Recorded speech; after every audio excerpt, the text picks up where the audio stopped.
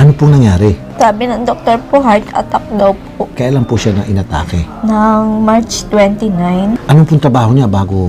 mason po. Kayo po, anong trabaho niyo, ma'am? Wala po sa bahay.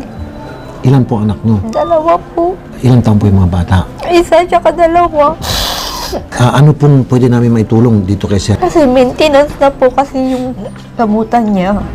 Ano ito? Natumba na lang siya? Isang araw? Tulog po kami ng alas 10. Tapos, pagdating po ng alauna, umuungol po siya. Nakakatok po ako sa mga bahay. Kasi hindi ko na po kaya buhatin siya. Kinagat ko na po lahat ng katawan niya. Sinampal-sampal ko na hindi na magising. Dinala po sa ospital. Dead on arrival daw po. Sabi ko, nagmakawa ako sa doktor kung kaya pang i-survive. Sinurvive niya lang sa kuryente sa katawan. Tapos, kung Okay. mabuhay man daw siya, gulay pa. So, paano yung gamot? Nilalagay na lang sa... Dinudurog po siya, inahalo po sa pagkain niya. Hindi pa siya nakakabangon kahit minsan simula Hindi nung pa po. atin sa ospital. Sige po, bibilin ko po yung mga gamot pang maintenance niya. Ano ba alam niyo yung trabaho dati? Factory po ako sa Prinwell. Nag-resign po ako kasi wala po mag-aalaga ng 2 anak ko. Sige po, tutulong po kami. Ang gusto ko rin po kasi para dun sa mga bata. Bigyan kita po nun, isi-set up ka namin magtinda ng gulay. Ano ba, nilalako niyo o yung naka-steady? Naka-steady lang po. Okay po. Meron ka ng gulay stand. Okay, ma'am?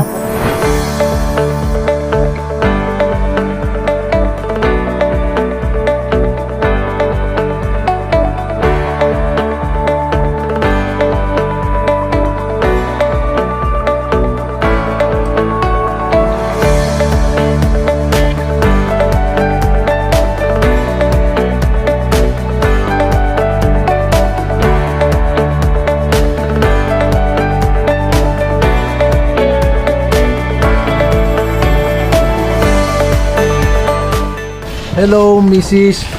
Good afternoon po. Magandang hapon po. Pasok po kayo. Sige, okay lang po. Hindi, sige, okay lang wag po. ko.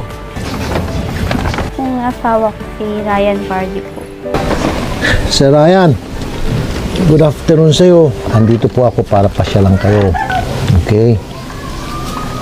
Huwag ko kayo mag-alala. Gagawin ko lahat para hindi mapapabayaan yung inyong mga anak. Una sa lahat, meron kaming dalang mga prutas. Sana gumaling ka para makain mo itong mga prutas saka itong mga dala namin mga pagkain.